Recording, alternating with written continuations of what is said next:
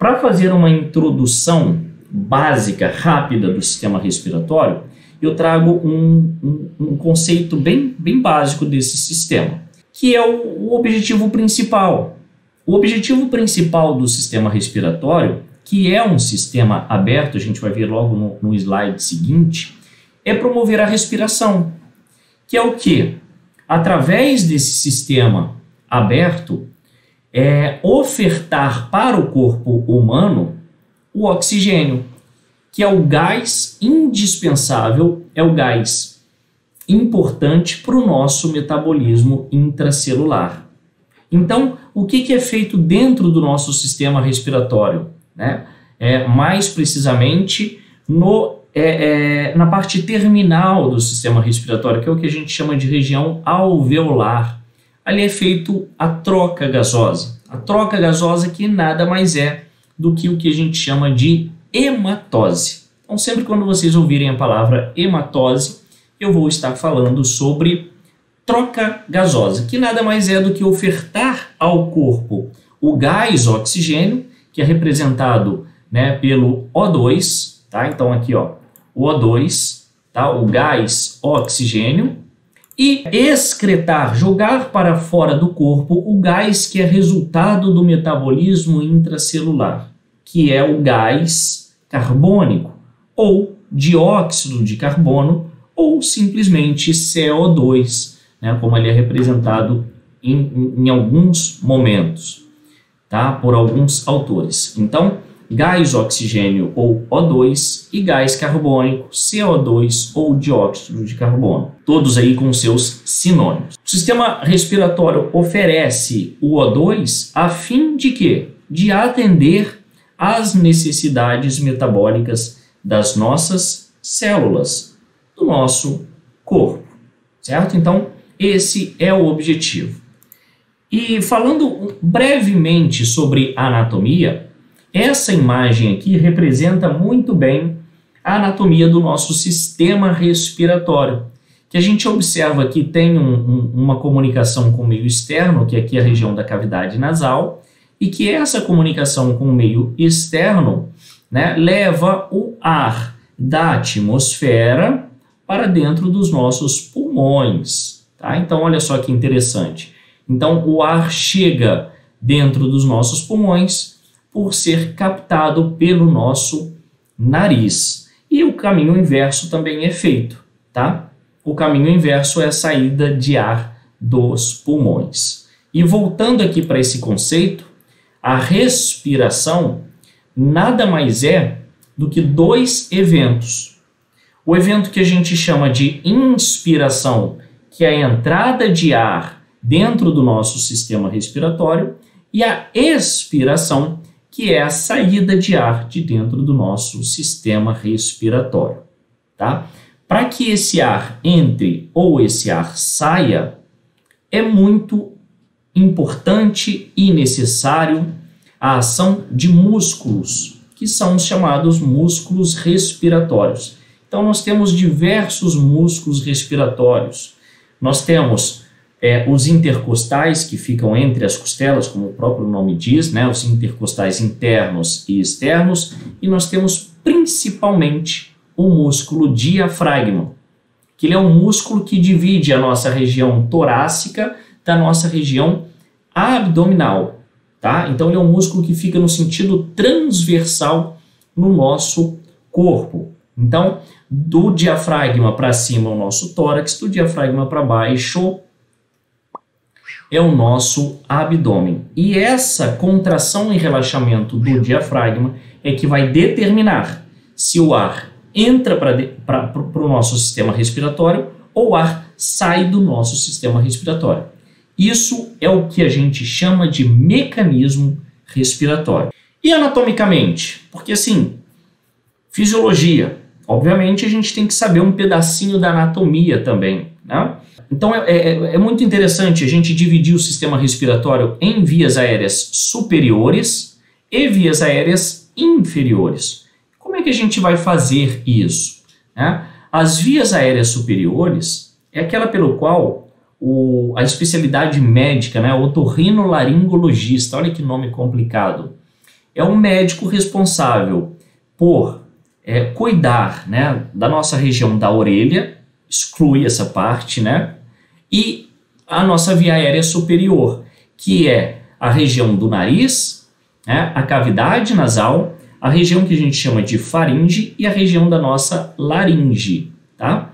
E as vias aéreas inferiores é a região no qual é de responsabilidade do pneumologista. Então, para ficar bem tranquilo aí, para a gente conseguir diferenciar bem vias aéreas superiores das vias aéreas inferiores, é muito simples. Como é que a gente faria, né, dessa forma? A região que está localizada do sistema respiratório fora da cavidade torácica, via aérea superior, certo? Dentro da cavidade torácica, via aérea inferior. Olha só que facilidade. Então, vejam bem essa representação aqui, essa imagem, que legal. Eu tenho da laringe para cima, toda essa região aqui, ó, via aérea superior. Da traqueia para baixo, tá vendo? O pescoço aqui, o limite do pescoço, da traqueia para baixo, via aérea inferior, certo? Então, dessa forma, a gente já está começando anatomicamente aí a diferenciar, né, tanto a via aérea superior, o VAS, né, da via aérea inferior, o VAI, beleza? Então, o ar, vamos dizer o mecanismo, a entrada do ar, né?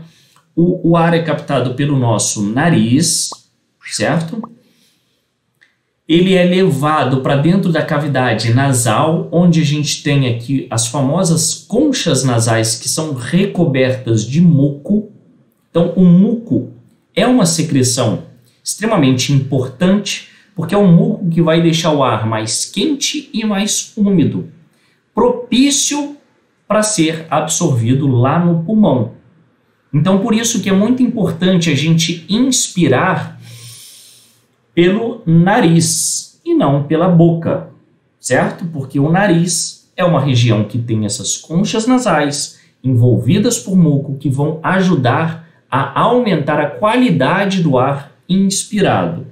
E outra coisa também, as células epiteliais que tem aqui no sistema respiratório, essas células epiteliais são ciliadas. E esses cílios são importantes para filtrar o ar, ou seja, vai reter impurezas contidas no ar na entrada aqui do nariz, na cavidade nasal, ou seja, melhorando ainda mais a qualidade desse ar que entra no seu sistema respiratório. Então, por isso que é importante esses pelinhos que ficam no nariz, né, as famosas vibriças. As vibriças são muito importantes, porque elas filtram o ar inspirado, tá? Então, as vibriças, os pelos, né, localizados no nosso sistema respiratório, filtram o ar, e o muco aquece o ar, né, deixa o ar mais quente, mais úmido, mais ideal aí para troca gasosa. Então, o caminho que o ar faz é exatamente esse. Ele entra para cá, ele vai para a região da faringe e depois vai para a região da laringe, certo? A laringe é onde ficam as nossas pregas vocais aqui, onde tem essa proeminência laríngea, né, o famoso gogó, é ali que tem as nossas pregas vocais. Então, além de passagem do ar, né, na região da laringe, ali também é o órgão responsável pela nossa fonação, né? A produção, a construção da nossa voz ali, ela se inicia na região da laringe, certo? Com essas pregas vocais aí que vão se fechando e abrindo e promovendo vibração, né, no ar. E aí, esse ar é encaminhado para a traqueia, encaminhado para a região dos brônquios, bronquíolos, né, até chegar à zona respiratória, que é onde está concentrado os alvéolos. Todo e qualquer lugar que tiver alvéolo, ali tem troca gasosa, certo? Então você vai ver que nos sacos alveolares, nos ductos alveolares, até mesmo em algum bronquíolo pode haver a presença de algum alvéolo. E se houver alvéolo e ali um contato com o capilar sanguíneo, você pode ter certeza, ali vai ter hematose, ali vai ter troca gasosa, ou seja, vai ser fornecido ao nosso sistema cardiovascular o oxigênio e vai ser liberado do nosso sistema cardiovascular o CO2. Outra coisa importante, a partir da laringe até todos os brônquios, então traqueia, laringe, brônquios, tudo é revestido por cartilagem. O porquê que tem que ter cartilagem? Olha só que interessante. Porque a via aérea ela não pode colabar. Ela tem que estar sempre aberta para o ar passar. Porque se houvesse um colabamento, um fechamento dessa via aérea, né, principalmente ali na região da laringe, traqueia, brônquios, o ar não iria passar adiante. E aí poderia favorecer a asfixia.